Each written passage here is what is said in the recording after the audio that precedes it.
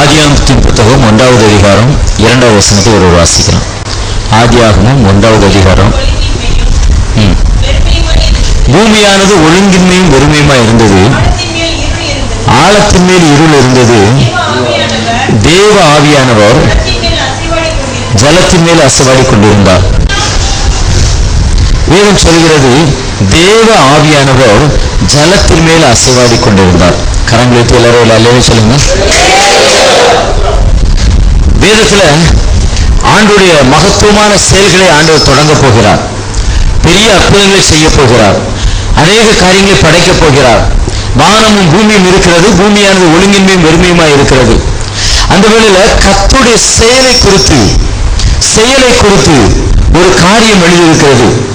அது என்னவென்று சொன்னால், தேவ ஆவியானவர் ஜலத்தின் மேல் அசைவாடி கொண்டிருந்தார். கர்த்தருடைய ஆவியானவர் ஜலத்தின் மேல் அசைவாடி கொண்டிருந்தாராம். ஏற்கனவே ஒரு தடவை உங்களுக்கு சொல்லிக் கொடுத்திருக்கேன்னு நினைக்கிறேன். ஏன் ஆவியானவர் ஜலத்தின் மேல் அசைவாடி கொண்டிருந்தார், எதற்காக அசைவாடி கொண்டிருந்தார் என்ற வார்த்தை சொல்லப்பட்டது. வானம் இருக்கிறது, பூமி இருக்கிறது, எல்லாம் இருக்கிறது, ஒழுங்கின்மையா இருக்கிறது, வெறுமையா இருக்கிறது. ஆனா ஆவியானவர் ஜலத்தின் மேல் அசைவாடி கொண்டிருந்தாராம். எப்பொழுது ஒரு அசைவு இருக்கு தெரியுமா? ஒரு மனிதன் மரித்து விட்டால் சரீரத்தில் அசைவு இருக்காது. அசையாம செத்தது போல கிடந்த ஒரு கதை சொல்லுவாங்க பார்த்தீங்களா? 2 நண்பர்கள் காட்டுக்கு போயிட்டு இருந்தாங்களா, காட்டு வழியா. அப்போ ஒரு கரடி வந்துதான்.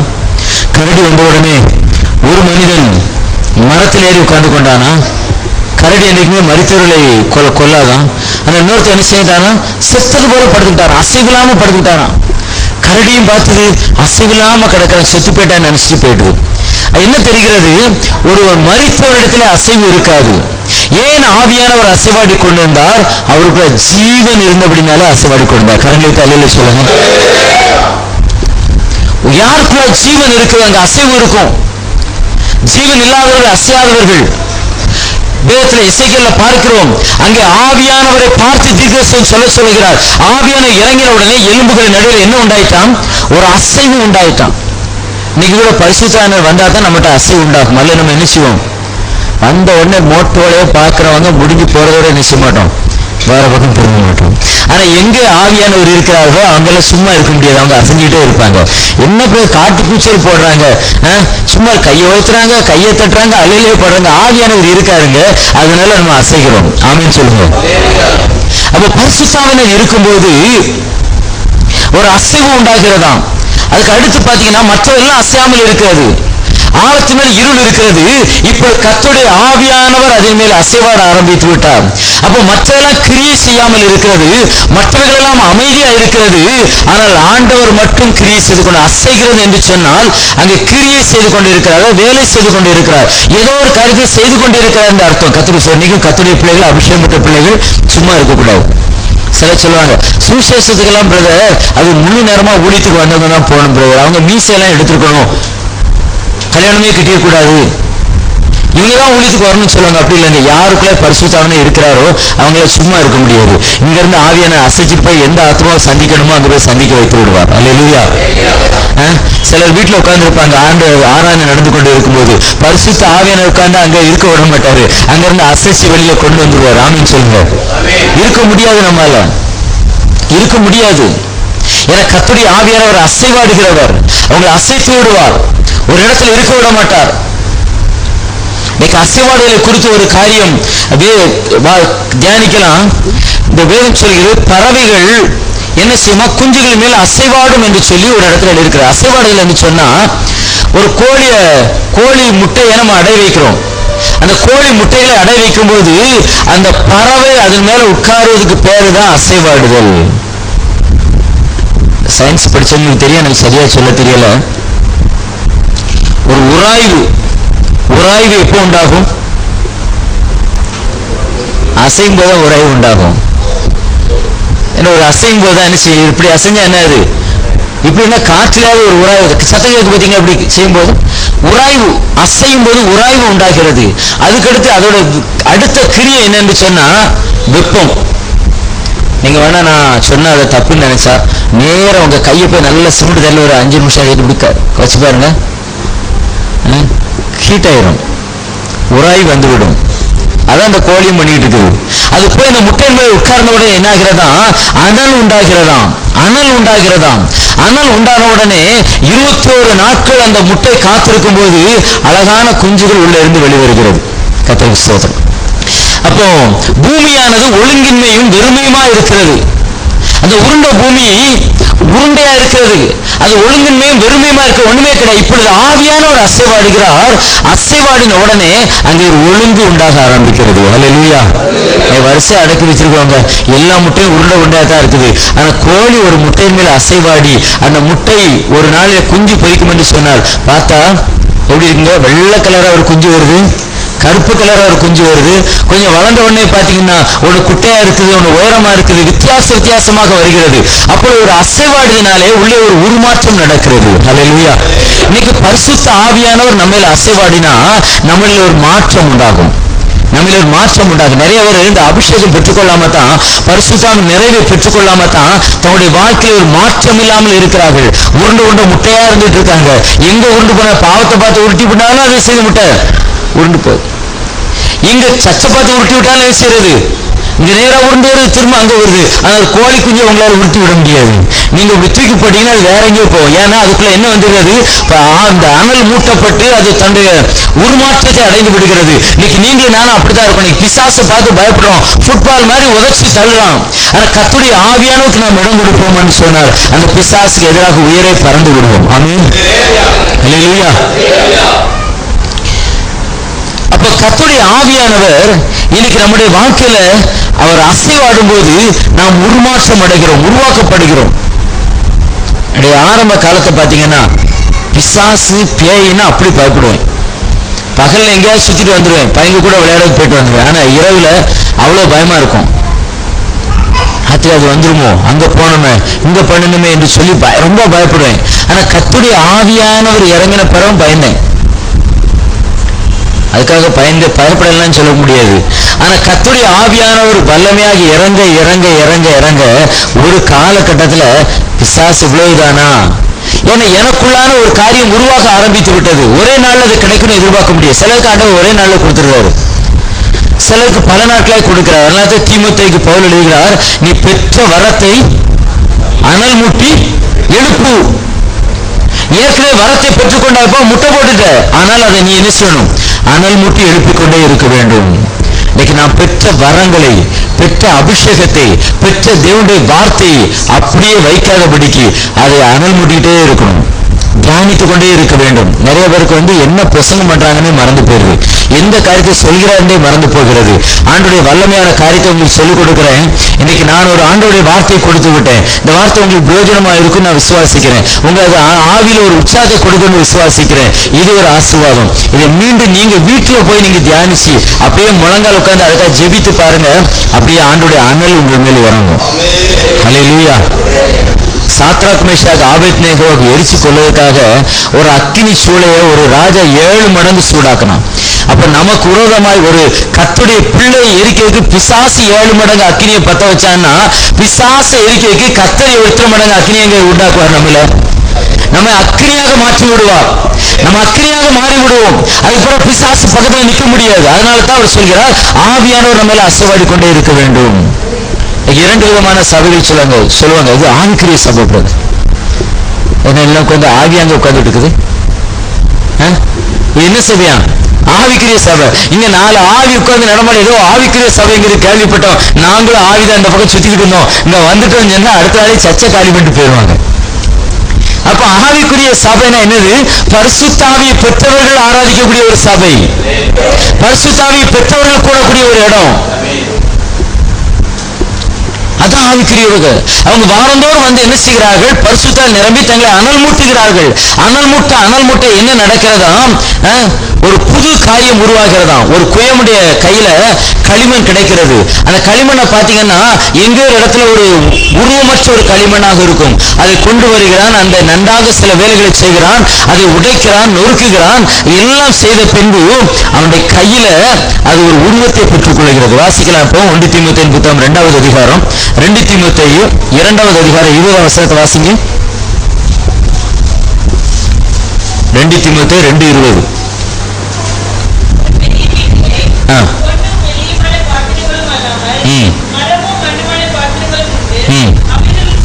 அவைகளில் சில கனத்துக்கும் சில கனவீனத்துக்கும் ஆனவைகள்.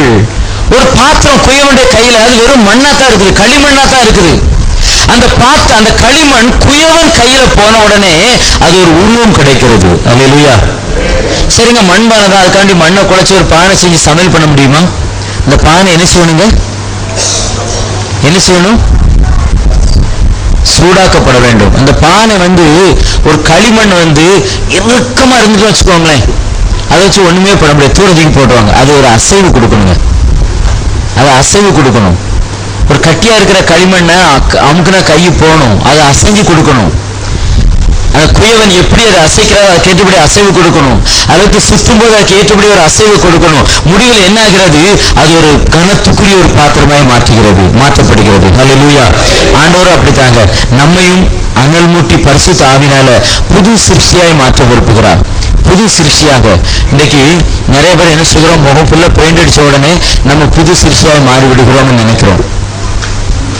சிலர் நல்ல வித்தியாசமான ட்ரெஸ்ஸை போட்ட உடனே ஆளே மாறிட்டியப்பா அப்படிங்கிறாங்க. ஹேர் ஸ்டைல மாத்திரம்னு சொல்றாங்க, ஆளே மாறிட்டேன்னு சொல்றாங்க. இதெல்லாம் வெளியில. முன்னாடி ஒரு அடிவைப்பு குறு நாடகம் போடுவார்கள். என்னன்னு சொன்னால், ஒரு அடிவைப்பு இருக்கும், ஒருத்தால போய் அடிப்பான், அடிச்சு குடிக்க போவான், கையிலெல்லாம் சாக்கடையா வரும். உடனே சொல்லுவான், ஐயோ இந்த அடிவைப்பு என்ன செய்யுது? சாக்கடையா இருக்குது. அப்ப இந்த அடிவைப்பு என்ன செய்யலாம்? பார்க்காம வெளியில துருப்பிடிச்சு போயிருக்குது, நல்ல அழகா அசிங்கமான அடிவைப்பா இருக்கிறது. அப்ப வெளிப்புறமா நல்லா பெயிண்ட் அடிச்சு எல்லாவற்றையும் நன்றாக அழகாய் மாற்றி விட்டால் அதுல வரக்கூடிய தண்ணீரும் அழகா இருக்கும் என்று சொல்லி அதை ஃபுல்லா கிளீன் பண்ணி மேல நல்லா பெயிண்ட் அடிச்சு திரும்ப அடிச்சு பாப்பா, திரும்ப உள்ளுக்கு இருந்து என்னதான் வரும்? சாக்கடை தண்ணி தான் வரும். அப்ப மனிதன் மாற்றப்பட வேண்டியது வெளியரங்கமாக மட்டுமல்ல, உள்ளான மனிதனிலே மாற்றப்பட வேண்டும். அல்லேலூயா, அல்லேலூயா, பிரைஸ் காட். இன்னைக்கு அனைவரும் மனந்துருமாம இருக்காங்க, ரட்சிக்கப்பட்டிருப்பாங்க, அபிஷேகம் பெற்றிருப்பாங்க, சபைக்கெல்லாம் போங்க, ஞானசாமி இருப்பாங்க, ஆனா மனம் திரும்பி இருக்க மாட்டாங்க. என்னங்க நாங்களாம் மனம் திரும்பித்தானே இதெல்லாம் வந்திருக்கிறோம், நீங்க என்ன புதுசா சொல்லுங்க? ஐயா நண்பர்கள் சொல்ல மனம் திரும்பின பாவிகள் அப்படிம்பாங்க. இன்னைக்கு அநேகருடைய கிரியைகள்ல மாற்றம் இருக்காது. வெளியரங்கமான காரியங்களை மாற்றம் இருக்கும், ஆனா உள்ளான காரியங்கள் என்ன செய்யாது? மாற்றம் இருக்காது. ஒரு முட்டை எடுத்து அது நீங்க ப்ளூ கலர் பெயிண்ட் அடிச்சோடனே காக்கா முட்டையாது மாறிடாது. அது உள்ளுக்க இதான் இருக்குது, பொறிக்க வச்சா காக்கா கொஞ்சம் தான் வரும். இல்லையே முட்டையே இன்றையிலிருந்து நான் கோழி முட்டை என்று பெயர் எடுக்கிறேன், அது வான்கோழி முட்டை என்று பெயர் எடுக்கிறீங்க. என்ன பெயர் வச்சு என்ன முழுக்க ஞானஸ்தானம் கொடுத்தாலும் உள்ளுக்க இருக்கதான் என்ன செய்யணும்? சொல்லுங்க. அல்லேலூயா. அப்போ வேதம் என்ன சொல்கிறது? கர்த்தர் வெளியரங்கமான ஒரு மனுஷனை மாற்ற சொல்லவில்லை, உள்ளான மனுஷன்ல ஒரு மாற்றத்தை ஏற்படுத்துவதற்கு தான் பரிசுத்த ஆவியான நம்மையில் அசைவாடுகிறாராம். பூமியானது ஒழுங்கின்மையா இருந்தது, வெறுமையா இருந்தது, ஆழத்துமே இருள் இருந்தது. அங்க இருந்த ஒன்றே ஒன்று ஜலம், பூமியை ஜலம் மூடிக்கொண்டு இருந்தது.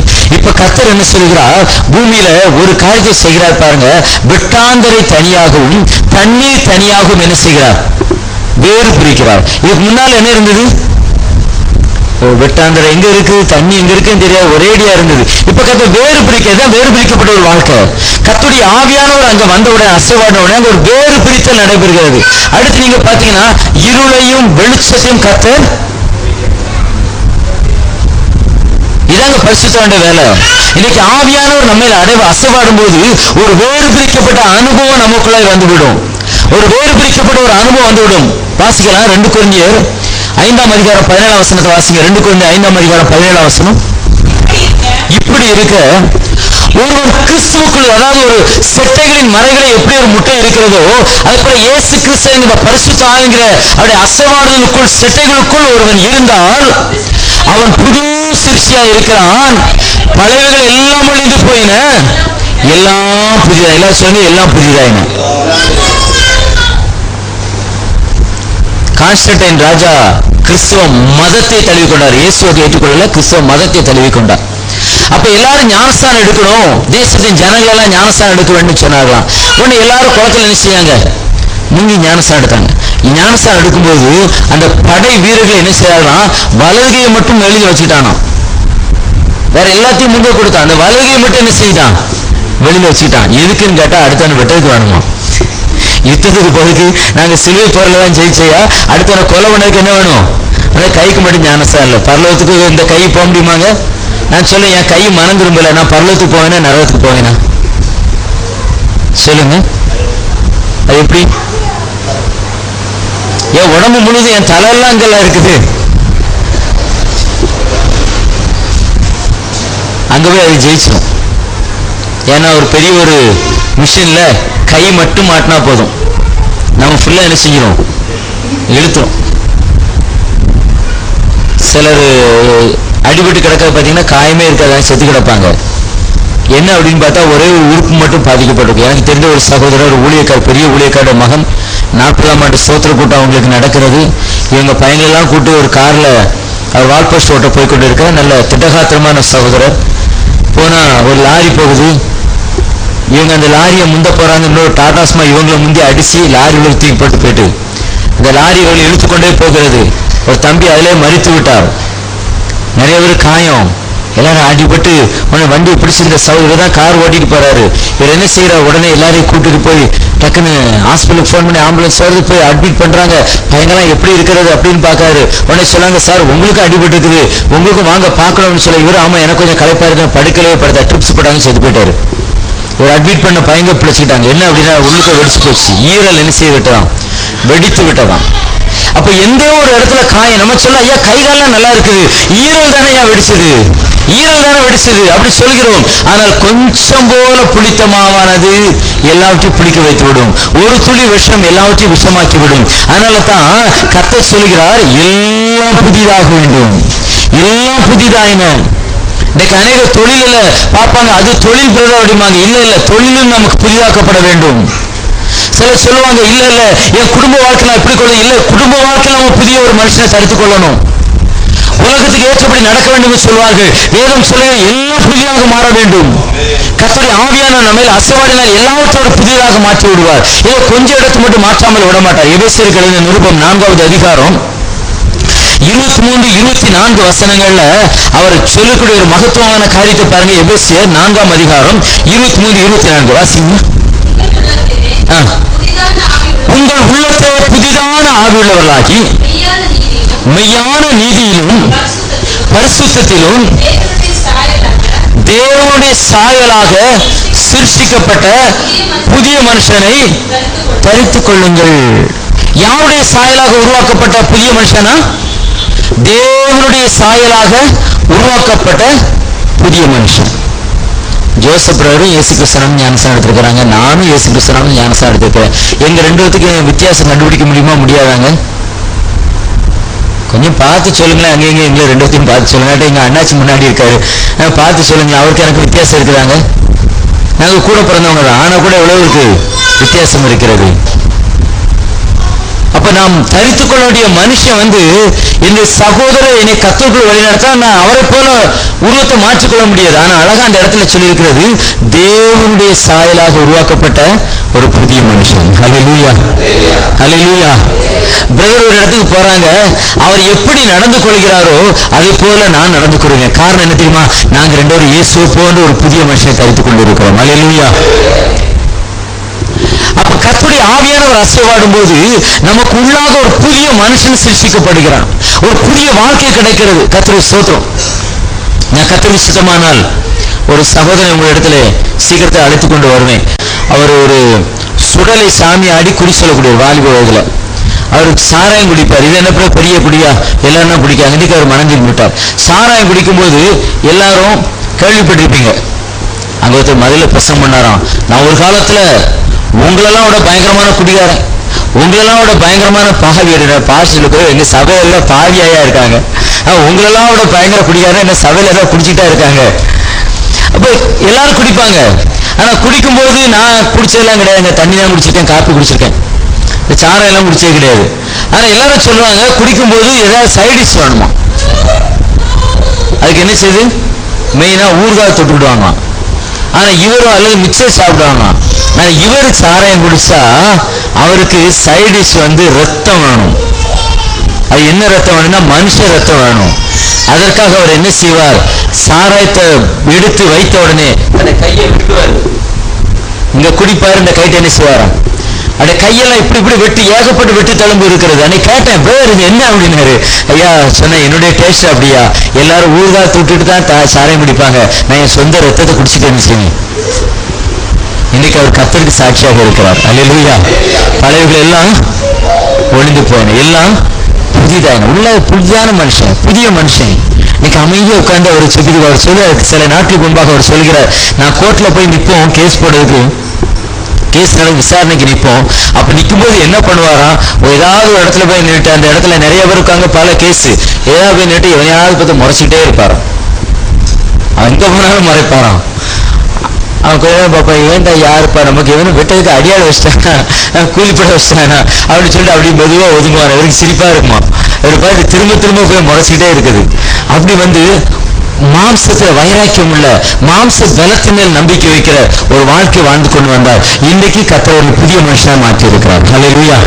வெளியரங்கமுடைய உருவம் மாறவில்லை, முகம் மாறவில்லை, ஆனா உள்ளான மனுஷனை பார்த்தா, இன்னைக்கு யாராவது அடிச்சா கூட அடிச்சு போயா இயேசுக்காக நான் பெற்றுக்கொள்கிறேன் என்று சொல்லக்கூடிய புதிய மனிதனை அவர் தரித்துக் கொண்டிருக்கிறார். தீத்துவின் புத்தகம் 3ஆம் அதிகாரம் 5ஆம் வசனத்துல பரிசுத்த ஆவியானவருடைய புதிதாக்கல் இருக்கிறது. இன்னைக்கு உலக பிரகாரம் நம்மை புதுப்பித்துக் கொள்ள முடியாது, உலக பிரகாரம் எந்த காரியத்தை கொண்டு நம்மை புதுப்பிக்க முடியாது. அதற்கு ஆவியானவர் நம்ம அசைவாடும் போது அவர் நம்மை புதுப்பித்து விடுவார். பழையவர்கள் எல்லாம் ஒழிந்து போயின,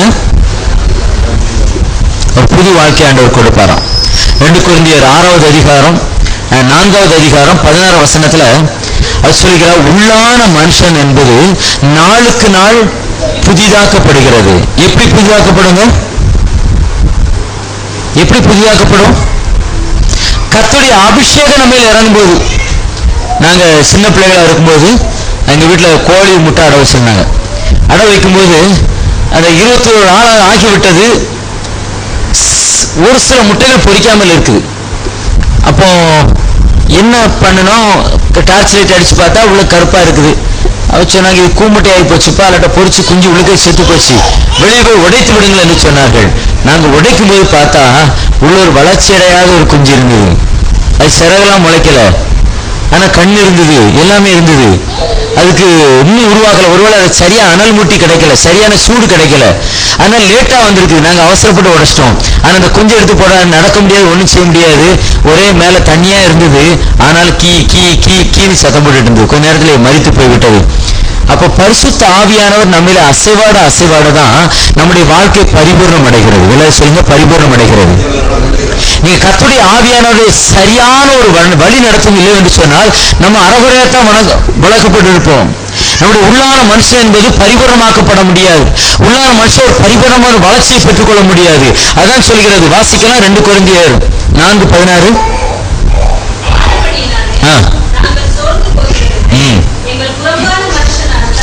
எங்கள் புறம்பான மனுஷனானது அழிந்தும் உள்ளான மனுஷனானது நாளுக்கு நாள் புதிதாக்கப்பட்டும் இருக்கிறது. அப்போ ஒரு மனுஷனுடைய உள்ளான மனுஷன் அவன் வளர புதுப்பிக்கப்படும் போது பழையவர்கள் கொஞ்சம் கொஞ்சமா வெளியே போயிட்டே இருக்குது. ஆமீன் சொல்லுங்க. உள்ளான மனிதன் நாளுக்கு நாள் புதிதாக்கப்படுகின்ற உள்ளான மனிதன் நாளுக்கு நாள் புதிதாக்கப்படுகின்ற சோர்ந்து போக மாட்டோம், நாங்கள் சோர்ந்து போக மாட்டோம், சோர்ந்து போக மாட்டோம். அதி சீக்கிரத்தில் நீங்கிவிடும் இந்த லேசான உபத்திரவம், அதி சீக்கிரத்தில் நீங்கிவிடும் இந்த லேசான உபத்திரவம். புறமான மனிதன் அழிக்கப்படுகிறது, புறமான மனிதன் நமக்கு எடுபட்டு போகிறது. ஆனா உள்ளான மனுஷன் நாளுக்கு நாள் என்ன செய்கிறதா, புதிதாக்கப்படுகிறதா. ஒரு மனுஷன் புதிதாக்கப்படும் போது பழையவர்கள் ஒரு பக்கம் ஒளிந்து கொண்டே இருக்கிறது. ரெண்டே ஆண்டவர் வைத்துக் கொள்ள மாட்டார், ரெண்டுமே இருக்காது. எல்லாம் என்ன செய்யும், மாறிவிடும். ஆண்டவர் சொல்லக்கூடிய வார்த்தையெல்லாம் பாருங்க, கற்பாறையானது தண்ணீர் ஊற்றாய் மாறிவிடும். உங்கள் துக்கம் எல்லாம் சந்தோஷமாக மாறிவிடும். மாற்றி விடுவார். ஐயா முன்பு நான் இப்படி இருந்தேன். யோவான் 5ஆம் அதிகாரம் 9ஆம் அதிகாரமா வாசிக்க வேண்டாம், அது ஒரு மனிதனை குறித்து எழுதியிருக்கிறது. அவன் சொல்கிறான், இயேசுவில் அற்புதம் பெற்ற பிறகு ஐயா குருடனா இருந்தேன், இப்பொழுது பார்வை அடைகிறேன். என்னைக்குமே பழைய வாழ்க்கைக்கு திரும்புவதற்கு யாரும் எதிர்பார்க்க கூடாது. ஒரு ஐயா 6 அடி உயரம் இருப்பாரு, ஒரு இந்து கோயில் தர்மகர்த்தாவர். அவர் ஊர்ல யாரும் சுவிசேஷம் சொல்ல முடியாது. அந்த மனிதனுடைய வாழ்க்கையில 2 கால்களும் செயலிழத்து விட்டது. 2 கால்களும் அவரால் நடக்க முடியாமல் போய்விட்டது. பல வைத்தியம் பார்த்தாங்க, எதெல்லாமோ செய்து பாரு. அவருடைய பையன் ஒரு சினிமா நடிகர், என்னெல்லாமோ பண்ணி பார்த்தாங்க, சுகம் கிடைக்கல. அப்போ ஒரு சொல்லியிருக்கிறார், ஐயா அங்க ஆலயம் இருக்கிறது, பாலாபுரம் இருக்கிறார், நீங்க ஜெபிக்க கூட்டிட்டு போங்க அப்படின்னு இருக்கிறார். இங்க கூட்டிட்டு வந்தாங்க, நிறைய பேர் உட்கார்ந்துருந்தா. அன்னைக்கு அவர் கடைசியில ஒரு ஆட்டோல கொண்டு வந்து தூக்கி கொண்டு வந்து ஒரு சேர்ல உட்கார வைத்திருந்தார்கள். அவர்கள் வேற ஒண்ணுமே பண்ண முடியாது, தூக்கிட்டு தான் வரணும், தூக்கிட்டு தான் போகணும். நான் முடிஞ்ச உடனே வியாதிஸ்தருக்கா ஜெபிக்கும் போது அவர்கிட்ட சொன்னேன், ஐயா இயேசு உங்களுக்கு சுகத்தை கொடுப்பார், நீங்க நம்புறீங்களா? இன்னைக்கு ஆண்டவர் உங்களுக்கு பலத்தை கொடுப்பார். அவர் சொன்னார், ஐயா நம்புறையா, எனக்கு உள்ளுக்க நம்பிக்கை இருக்குது. அப்ப அவர்கிட்ட சொன்னேன், ஐயா இப்ப நான் உங்களுக்கு ஜெபிப்பேன், ஜெபித்த உடனே நீங்க எழுப்பி நடப்பீங்க அப்படின்னு. சரியா அப்படின்னாரு. ஜெபித்தேன். ஜெபித்து விட்டு அருமையான 2 தம்பிமாரை கூப்பிட்டு 2 பக்கம் அவரை பிடிச்சிக்காங்க, அவரை நடக்க கூட்டு போங்கன்னு. 2 பக்கம் தோல் அவர், ஏன்னா அவர் நல்ல ஹைட், இந்த பையங்க அவ்வளவு ஹைட்டு கிடையாது. ஆனா இழுத்து கொண்டு போனார். அவரை இழுத்துட்டு போனாங்க. 2ஆவது ரவுண்டு வந்தது, கொஞ்சம் காலை ஊந்தினாரு. 3ஆவது ரவுண்டு வந்தது, சரி தம்பி 2 பேரும் போங்கப்பா, நான் நடந்து வருகிறேன்னு சொல்லி கர்த்தரை மகிமைப்படுத்தினார். அல்லேலூயா. எல்லாருக்கும் ஆச்சரியம். அது சொன்னா, நான் ஊர் ஊரா போய் இயேசுவை மகிமைப்படுத்துவேன். மறுபடியும் அவரை தூக்கி கொண்டு போறதுக்கு வண்டி வருகிறது. அவர் சட்டை கூட போடல, படுக்கிறது தூக்கிட்டு வந்தாங்க. அவர் சொன்னாரு, எனக்கு வண்டி வேண்டாம், இயேசு என்னை சுகப்படுத்தி விட்டார் என்று சொல்லி தெருவோடு நடந்து போனார். எல்லாரும் பார்த்துட்டு என்று சொல்லி பெரிய சாட்சி. கொஞ்ச நாள் கழித்து சொன்னாங்க, அவரை சர்ச்சுக்கு வரல, என்ன அப்படின்னு கேட்க போனேன். அவர் நடக்க முடியாம போயிட்டுன்னு சொன்னாங்க. என்ன அப்படின்னு சொல்லி வீட்டுல போய் தேடி பார்த்தேன். அவர் படுத்து கிடந்தார், கையில ஒரு கயிறு கட்டி போட்டிருந்தது கட்டிலுக்கு மேல. கேட்டேன், என்னையா அப்படின்னு கேட்டேன். அந்த அம்மாட்ட கேட்டேன், என்னையா நீங்க ஜெபம் பண்ணீங்க, அவர் என்ன செய்யல, நடக்கலையா அப்படின்னாரு. நான் சொன்னேன், இல்லையம்மா அவர் நடந்தாரு, தெருவில் கூட நடந்தானே வந்தாரு. இல்லை என் பார்வைக்கு அப்படியே தெரியல அப்படின்னாரு. ஒரு நாள் கூட அவர் நடந்தவங்க பார்த்தே கிடையாது. ரொம்ப எனக்கு ஆச்சரியம். நான் அவர்கிட்ட கேட்டேன், ஐயா என்ன அப்படின்னு கேட்டேன். இல்லையா நான் நடப்பையா, நான் நடப்பையா, நல்லா நடப்பையா அப்படி சொல்லிட்டு கயிறை பிடித்தாரு, விழுந்தாரு, அப்படி குப்புற போய் விழுந்தாரு. நாங்கள் ஜெபம் பண்ணிட்டு வந்துட்டு கொஞ்ச நாள் மறித்து விட்டார். என்ன காரணம் தெரியுமாங்க? ஐயாவை படுக்கையில போட்டு கவனிச்ச உடனே ரொம்ப சைஸ் கூடி போச்சு. ஐயா காலில் நடந்தோட சோமாகி வீட்டுக்கு போக நினைச்சாரு, நான் நடந்து விட்டேன்னு தெரிந்தா இந்த ராஜ உபசரிப்பு எனக்கு கிடைக்காது. அதனால பொண்டாட்டி அங்க போயிருக்கும்போது என்ன செய்யணும், நடந்து சில காரியங்களை பார்த்து விடணும். இன்னும் கொஞ்ச நாட்கள் நம்ம படுக்கையில உட்கார்ந்து என்ன செய்யணும், காரியத்தை சாதிக்கணும்னு சொல்லி நான் போறவரை நடந்துட்டு இருக்கிறாரு, போறவரை ஏமாற்றி கொண்டு இருக்கிறார். ஆனா கர்த்தருடைய ஊழியக்காரர்கள் அங்க போய் நின்று அவங்க போய் சொன்ன உடனே அந்த அற்புதத்தை பெற்று விட்டார், இழந்து விட்டார். அப்ப நம்ம நாளுக்கு நாள் புதிதாக்கப்பட வேண்டுமே தவிர பழைய காரியத்துக்கு திரும்பி விடக்கூடாது. அல்லேலூயா. ஏன்னா பரிசுத்த ஆவியை நம்மை சிருஷ்டிக்கிறார். 104 சங்கீதம் 30 வசனத்துல அப்படி ஆவியை குறித்து எழுதியிருக்கிறது, தம்முடைய ஆவியை அனுப்பும் போது அவை சிருஷ்டிக்கப்படுமா. எது சிருஷ்டிக்கப்படும்? நம்மள கனி நிறைந்த ஒரு வாழ்க்கை சிருஷ்டிக்கப்படும். கனி நிறைந்த ஒரு வாழ்க்கை சிருஷ்டிக்கப்படும். ஆவின் கனிகள் நம்மளே சிருஷ்டிக்கப்படும். ஆவின் வரங்கள் நம்மளே சிருஷ்டிக்கப்படும். நம்ம நினைக்கிறோம் அவங்கெல்லாம் வரங்களை பெற்றிருக்காங்க, எனக்கு வரம் கிடையாதா? வரும். எப்பொழுது? ஆவியானவர் அசைவாட அசைவாட. அல்லேலூயா. கிருபைகள் பெருகும். ஐயா என்னால விட முடியல, பரிசுத்தான அசைவாட அசைவாட நம்முடைய சூழ்நிலைகள் மாற ஆரம்பிக்கும், நம்முடைய கைகால்கள் மாற ஆரம்பிக்கும், நம்முடைய வார்த்தைகள் மாற ஆரம்பிக்கும், நம்முடைய சிந்தனைகளும் எண்ணங்களும் மாற ஆரம்பிக்கும். உள்ளான மனுஷன் நாளுக்கு நாள் புதிதாக்கப்பட்டு மகிமையான ஒரு சரீரத்தை நாம் பெற்றுக் கொள்வோமா. அப்போஸ்தலர் 2ஆம் அதிகாரம் 17ஆம் வசனம் சொல்கிறது, கடைசி நாட்களில் என் ஆவியை ஊற்றுவேன், அப்பொழுது குமாரரும் குமாரத்திகளும் தீர்க்கதரிசனம் சொல்வார்கள், மூப்பர்கள் சொப்பனங்களை காண்பார்கள், வாலிபர்கள் தரிசனங்களை அடைவார்கள். எப்பொழுது? பரிசுத்த ஆவியினால் அசைவாடும் போது. பரிசுத்த ஆவி நம்மள இறங்கினா ஆவிக்குரிய ஆசீர்வாதம் மட்டும் இல்லைங்க, உலக ஆசீர்வாதம் உண்டு. ஆமீன் சொல்லுங்களேன். சில நினைக்கலாம் அதான் சரிதாங்க, பரிசுத்தாவில ஆவிக்குரிய ஜீவிதத்துக்கு மட்டும்தான், அது சபையில வந்து ஆராதிக்கிறதுக்கு மட்டும்தான். சிலர் அப்படிதான் நினைச்சுக்கிட்டு, யாரும் அப்படி இருந்தா கட்டாயம் நீங்க மாத்திதான் ஆகணும், மன்னிப்பெல்லாம் கேட்க மாட்டேன், 4 வார்த்தையை உளறிட்டு இதான் அந்நிய பாஷைன்னு காலம் ஃபுல்லா ஏமாத்திட்டு இருக்காங்க. அப்படி கிடையாது. அந்நிய பாஷை என்பது தமிழ்ல எப்படி எத்தனை வார்த்தைகள் இருக்கிறதோ அதே போல அந்நிய பாஷை என்பது பல மணி நேரம் பேசக்கூடிய பாஷை. அது ஆண்டவர் அந்நிய பாஷை என்று சொல்லவில்லை, பற்பல பாஷைகள். ஹிந்திக்கு தெலுங்குக்கு எப்படி வித்தியாசம் இருக்கிறதோ அதே போல பற்பல பாஷைகளை ஆண்டவர் கொடுப்பார். இன்னைக்கு நிறைய பேர் காக்காவை கூப்பிட்டு மாட்டை நாயெல்லாம் கூப்பிட்டு இருக்காங்க. தாத்தா தாத்தா, பாப்பா பாப்பா, மாமா மாமான்னு சரிகமா பரிசா பாடம் மாதிரி. ஒருவேளை ஆரம்பத்தில் அந்த காரியங்கள் இருக்கலாம், பரியாச உதடுகளினாலும் ஆண்டவர் பேச ஆரம்ப ஸ்டேஜில் இது இருக்கலாம். ஆனா உள்ளான மனுஷன் நாளுக்கு நாள் புதிதாக்கப்பட நம்ம புதிய காரியத்தை பெற்றுக்கொள்வோம். அல்லேலூயா. பச்சை பிள்ளைகள் இருக்கிறது. சில பிள்ளைகளை பாருங்க, ஒரு வார்த்தை தான் பேசுவோம். அம்மா அப்படின்னு சொல்லி அப்படிங்க, அப்பா அப்படின்னு சொல்லி தாத்தா அப்படின்னு கூப்பிடு, சின்ன பிள்ளைகளை பாருங்க அப்படிதான் சொல்லும்.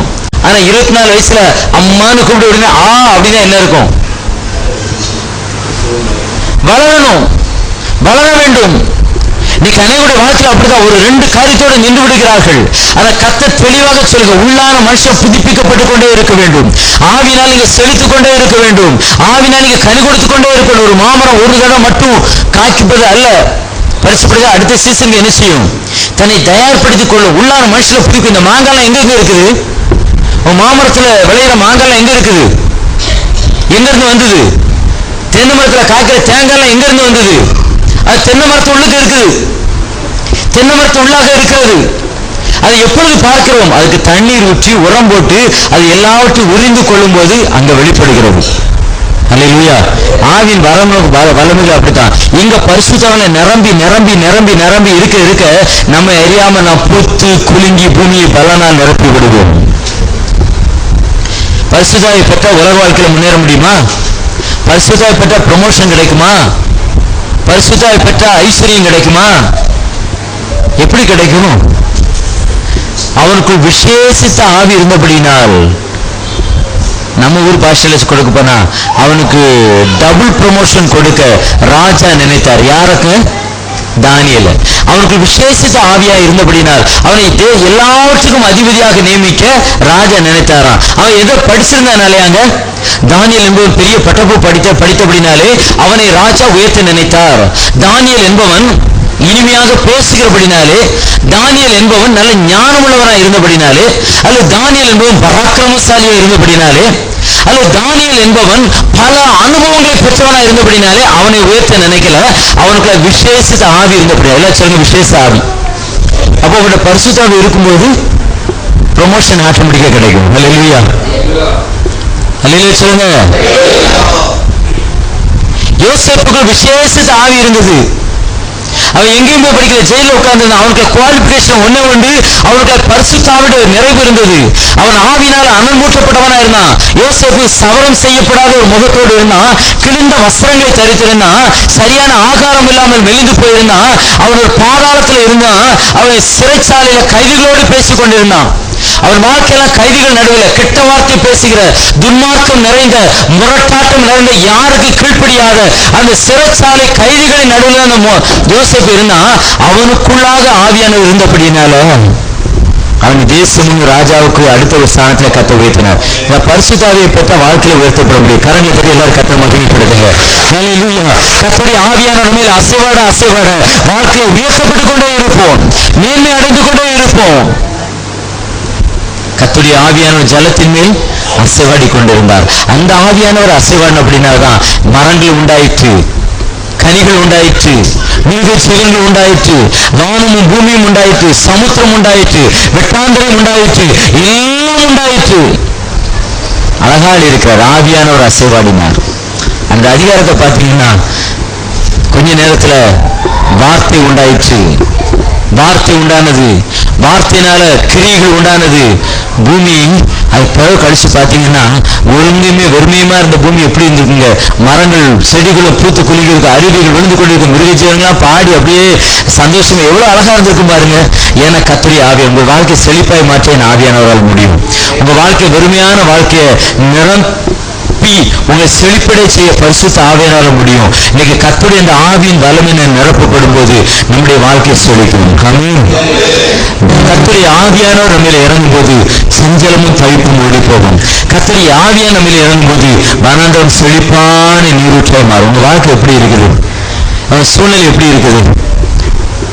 எங்க ஊரை மாதிரியே இருக்கு பிறகு அவனுக்கு மழையே கிடையாது, வறண்டு போய் இருக்கிறது, உடைமரமாய் இருக்குது, எங்க பார்த்தாலும் முட்களும் குறுக்கும் இருக்கிறது. கர்த்தர் சொல்கிறார், பரிசுத்த ஆவியானவரிலே வரும்போது நீங்கள் பலனடைவீர்கள், செழிப்பாய் மாறுவீர்கள். கர்த்தருடைய ஆவியானவர்களை அசைவாடும் போது நீங்கள் கர்த்தருக்கு ஒரு புதிய மனுஷனாக உருவாக்கப்படுவீர்கள். ஹல்லேலூயா. சபிக்கப்பட்ட நீங்க, பலவீனமா இருக்கிற நீங்க, பாவத்தை சிக்கி தவிக்கிற நீங்க, விடுதலை பெற முடியாம தவிக்கிற நீங்க, ஒரு புதிய மனிதனாக கர்த்தருக்கு எழும்பி வருவோம். ஹல்லேலூயா. சிம்சன் என்பது சாதாரண ஒரு மனுஷன், பராக்கிரமசாலி கிடையாது. எந்த இடத்துலையும் சிம்சன் பராக்கிரமசாலின்னு எழுதல, சாதாரண மனுஷன். அவனை பிடிச்சு கட்டுறாங்க, அப்படி போய் நிக்கிறான், கைய காலெல்லாம் கட்டி தூரத்துக்கு போடுறாங்க, அம்பாடு கிடக்குறான். ஆனா தேவ ஆவி அவன் மேல இறங்கின உடனே ஹல்லேலூயா. இதாங்க உள்ளான ஒரு மனுஷன் நமக்குள்ள இருக்க. உலகத்தின் பார்வைக்கு நம்ம அற்பமா இருக்கலாம், ஆனா உள்ள ஒரு ஆவியானவர் இறங்கி வந்த பிறகு அது பிலிஸ்தீன கட்டுகள் எல்லாம் அப்படியே நூல் மாதிரி ஓடி போய்விடும். ஹல்லேலூயா. வறுமையின் கட்டுகள் நூலை போல ஓடிவிடும். ஹல்லேலூயா. பிசாசு கட்டுகள் நூலை போல அதை நொறுங்கி போய்விடும். ஹல்லேலூயா. கர்த்தருடைய ஆவியா நம்மள இருக்கும்போது நாம் அனல் மூட்டி எழுப்பப்படுவோம். வனாந்தர போன்ற வாழ்க்கை செழிப்பாய் மாறும். அவ்வளவு ஆண்டவர் ஆசீர்வாதமா மாற்றுவார். நாங்கள் படிடுவோமா? எவ்வளவு மேன்மையான ஆண்டவர், எவ்வளவு மகிமையான ஒரு தெய்வம். ஆவியானவர் ஜலத்து மேல் அசைவாடினார், வெறுமையான இடங்களெல்லாம் நிரப்பப்பட்டது, எல்லாம் உண்டாக்கப்பட்டது. கர்த்தருடைய ஆவியானவர் நம்மையில அசைவாடும் போது, கர்த்தருடைய ஆவியானோட வல்லமை நம்மையில இறங்கும் போது, பரிசுத்த ஆவியுடைய மகிமை நம்மை தொடும் போது கர்த்தர் உங்களை புதிதாய் மாற்றப் போகிறார். ஹல்லேலூயா. இன்னைக்கு நீங்க ஒரு மாற்றத்தை காண போறீங்க. நீங்க உங்க வாழ்க்கையில் ஆண்டவர் மாற்றத்தை கொடுக்க போகிறார். நீங்க சொல்லுங்க, பரிசுத்த ஆவி எனக்கு வேண்டும் ஐயா, இன்னும் நான் நிரப்பப்பட வேண்டும். நாங்கள் கணுக்கால் அளவு நான் பெற்றுக்கொண்டது போதாது, இடுப்பளவு பெற்றுக்கொண்டு போதாது, கழுத்தளவு பெற்றுக்கொண்டு போதாது, நீ சாலமும் கடக்கக்கூடாத ஒரு அனுபவம் எனக்கு வேண்டும் ஐயா. நீ சாலமும் கடக்கக்கூடாத ஒரு அனுபவம் வேண்டும். நீ சாலமும் கடக்கக்கூடாத உன்னத அனுபவம் வேண்டும்.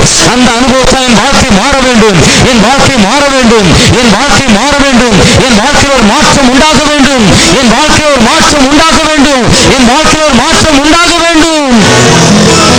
அப்பாடங்கள் எல்லாம் சத்த வாயை திறந்து கேளுங்க, வாயை திறந்து கேளுங்க. இந்த ஊழியக்காரர் சொல்லியிருக்காங்க, நிறைய பாஷைகளை பேசணும், நான் நிறைய பாஷைகளை பேசணும், என் நாவிலிருந்து தீர்க்கதரிசன வார்த்தைகள் உருவாக வேண்டும், என் வாயிலிருந்து முறுமுறுக்கு பல சந்தோஷம் மகிழ்ச்சியும் உண்டாக வேண்டும். என் குடும்பம் வறட்சி இழந்த இடத்துல இருக்கிறது, வறண்ட ஒரு வாழ்க்கை வாழ்ந்து கொண்டிருக்கிறேன். என் குடும்பத்தில் நிம்மதி இல்லை, என் வாழ்க்கையில் நிம்மதி இல்லை, என் வேலையில் ஒரு உயர்வு இல்லை, வறுமை மாறவில்லை. இன்னைக்கு கர்த்தருடைய ஆவியை மாற்றுவார் என்று ஊழியக்காரர் சொல்லியிருக்கிறார். இந்த ஆவியனுடைய வல்லமை எனக்கு வேண்டும் ஐயா, இந்த ஆவியுடைய வல்லமையை நிரப்ப வேண்டும் ஐயா, இந்த ஆவியுடைய வல்லமையை நிரப்பப்பட வேண்டும் ஐயா. என் வாழ்க்கை செழிப்பாய் மாற வேண்டும், என் வாழ்க்கை தலைவிதி மாற்றப்பட வேண்டும், என் உள்ளான மனுஷன் புதுப்பிக்கப்பட வேண்டும். Ramashaka Rana Diandera Boshaka Ria Loda Hara Basyatini Milekara Apauli Amtini Miliba Shagori Hania Maga Rauli Amtini Mishkili Amtini Mikauri Ashika Atana Murio Tini Mishala Tini Misharu Egana Mohali Aduna Mohaya Sokya Abdiana Mohania Saptiana Hali Abdini Egana Mokalia Dune Halia Sodia Apadabi Shagoriala Katri Avi Yarangodu Yirana வாழ்க்கை வெளிச்சமாய் மாறு, இருளான உன் வாழ்க்கை வெளிச்சமாய் மாறு, உன் வாழ்க்கை இருளான பாங்கள் மாறு, இருளான பாங்கள் மாறு. ஐயோ, இந்த குடும்பத்தில் ஒரு பகுதி இருளா இருக்கிறது, இயேசு இன்னைக்கு மாற்றுவார், இயேசு இன்னைக்கு மாற்றுவார். ஆவியோட வல்லமை நிரப்பப்படுங்க, கர்த்தருடைய வல்லமை நிரப்பப்படுங்க. எஸ், கர்த்தருடைய ஆவியானவர் இறங்கும் போது, கர்த்தருடைய வல்லமை இறங்கும் போது இன்றைக்கு ஒரு மாற்றத்தை காணப்போகிறீர்கள். ஆவியான எங்கே விடுதலை உண்டு, அந்த ஆவியானவரை மாற்றுவார், உங்களை மாற்றுவார், உங்களை மாற்றுவார். உன் சூழ்நிலை மாறுங்கள் பிள்ளையே, சகோதரனுடைய சூழ்நிலை மாறு, சகோதரனுடைய வாழ்க்கை நிலைமை மாறு. கர்த்தரை மாற்ற விரும்புகிறார். நீ இதை போல கடைசி வரை இருப்பதில்லை, நீ மாறுவாய்.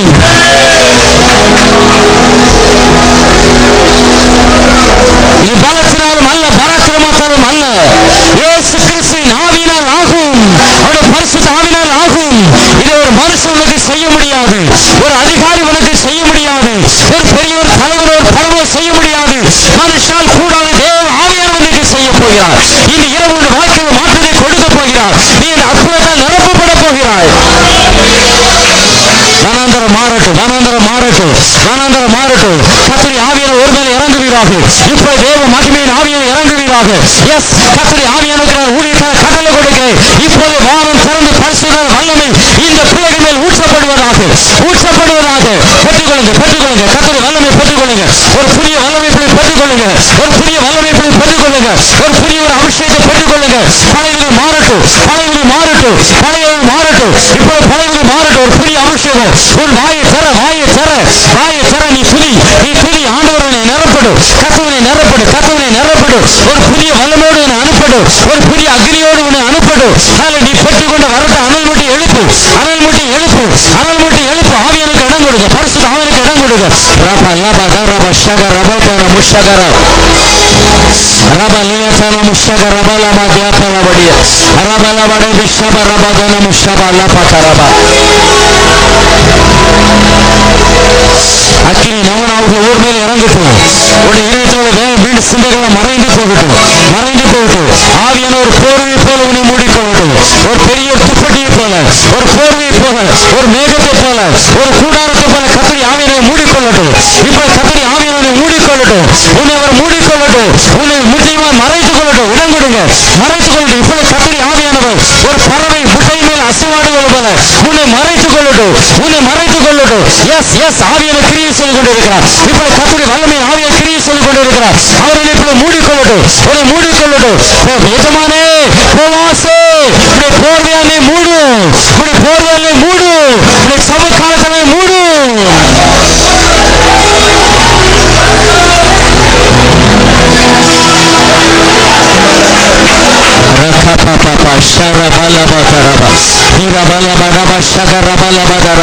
புதிய வல்லமையை கத்த கொடுத்துக்கொள்ளுங்க, பெற்றுக்கொள்ளுங்க.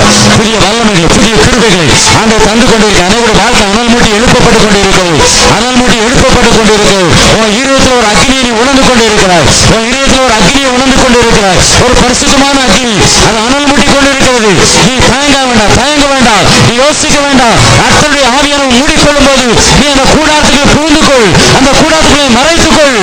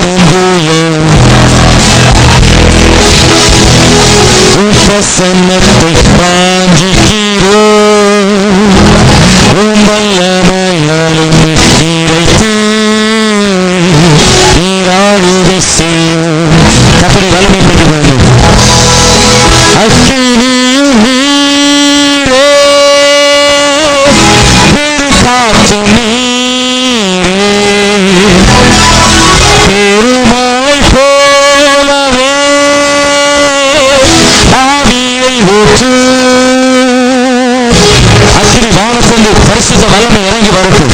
அக்கினி, பரலோகத்தின் அக்கினி நம்ம தோப்பில் இறங்கி வரட்டும். அனைவரை உணர போறீங்க. உங்க சரீரம் அக்கினியாய் அனலாய் மாறுவதை உணர போறீங்க. இப்போ இந்த பாடலை பாடும்போது கர்த்தருடைய வல்லமை அக்கினி உங்கள் இறங்க போகிறது. அனைவரை பெற்றுக்கொள்ள போறீங்க. வாலிப சகோதரனே, சகோதரி பெற்றுக்கொள்ள போகிறார். இப்படி ஆண்டோடைய அக்கினி வல்லமை நிரப்ப போகிறது. இப்படி நிரப்ப போகிறது. ஆண்டவருக்கு ஒப்பு கொடுப்பாயா? அக்கினி இயேசு, அக்கினி இயேசு, இயேசுவின் அக்கினி உங்கள் மேல் இறங்கி வரட்டும். அக்கினி நீரே, பெருகாற்று நீரே, பெருமழை போலவே ஆவியை ஊற்று. எல்லா சபத்தோட கண்ணீரோட அக்கினியும் நீரே, பெருகாற்று நீரே, ஆமென், பெருமழை போலவே ஆமென் ஆவியை ஊற்று. எல்லாம் கேட்போம். ஆமென், அக்கினியும் நீரே, ஆமென், பெருகாற்று நீர், பெருமழை போலவே ஆவியை ஊற்று. அக்கினியும் நீரே, பெருகாற்று நீரே,